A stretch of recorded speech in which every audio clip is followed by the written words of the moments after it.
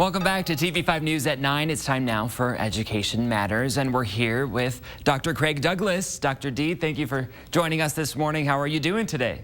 I'm well, thank you, Blake. How are you doing? I'm good, enjoying the summer so far, and we're ready to learn about something new here this summer. We've been talking about college and how to get ahead. Today we're talking about a program called Early Middle College. Now, Dr. D, for those of us who don't know, what is this program, Early Middle College?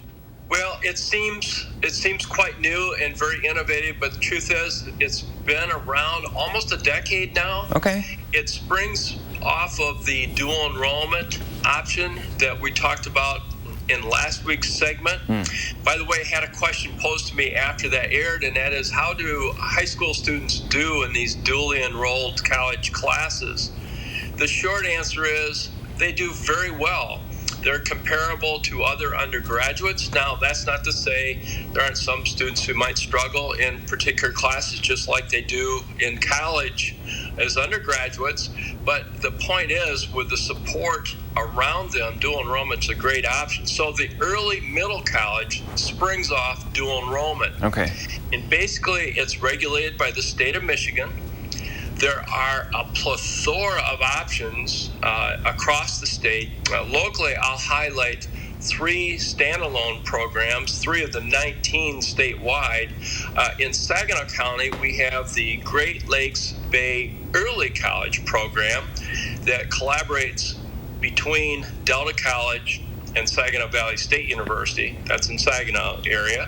Then in Midland County, the Meridian Early College High School exists in Sanford. It's an outstanding program. I visited it personally.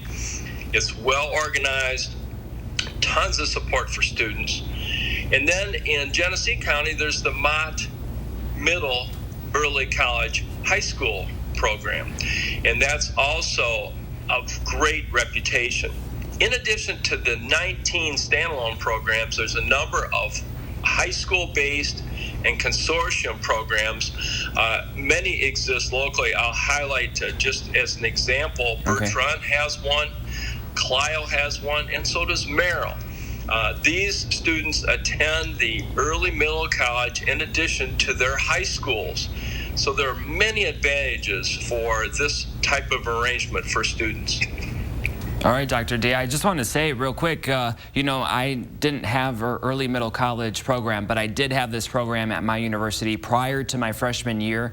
I can say it did wonders for my college career once I actually got to college. So what are some advantages this program gives to students? Well, like dual enrollment, these classes are offered pretty much tuition-free, paid for by the state of Michigan, and it's done through calculation of state aid to the programs, and so there's a great cost benefit. In addition, students have the opportunity to seek a number of options that are post-secondary. Now, this is while they're in high school, Blake. They can earn, here's the list of options, up to 60 transferable college credits. That's more than the traditional dual enrollment, by the way. Yeah. They can earn an associate's degree while they're in their high school diploma. They can earn professional certification or technical certification, or they can participate in a registered apprenticeship program. These are all wonderful career pathways and cost savers for parents and for students. Absolutely. I think it sounds great. Now, what are some factors that students should consider before starting that program?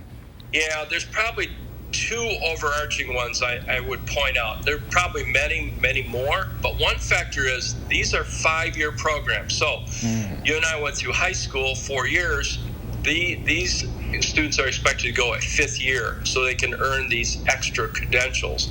I mean, it stands to reason and probably compresses the coursework into fewer years overall, but it does extend the high school experience.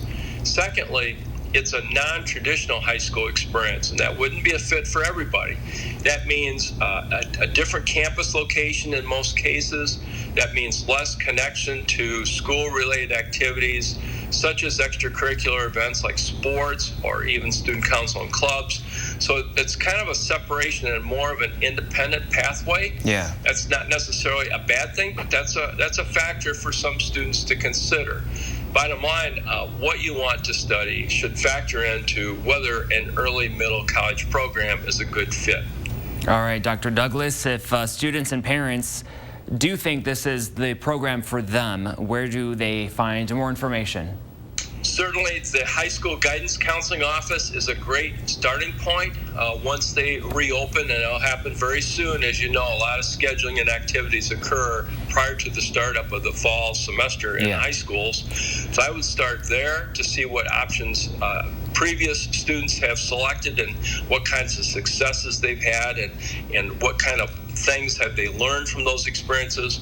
And then always visit the web, and it's www.michigangov/MDE, and they have a lot of information on early middle colleges, both locally and throughout the state.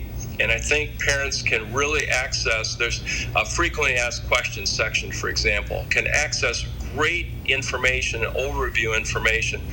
And then, Blake, I would just add, visiting the school site is always a great option. Yes. The early middle college at Saginaw Valley State University has open door policy where they'll schedule students and parents in for visits, and I think that's typical of most of these programs.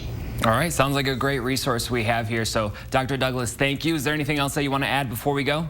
No, just I wish everyone the best, and I know it's July, and I know it seems like school's far away, but this is a great time to explore and to reflect and to think about what best options exist for the students as they continue their pathway and their journey in education. Yes, absolutely. All right, Dr. Douglas, thank you for your time. We appreciate it. Thank you. Be well. Yes, you as well, please. Now, for more information about today's topic, just check out the School Source page on WNEM.com.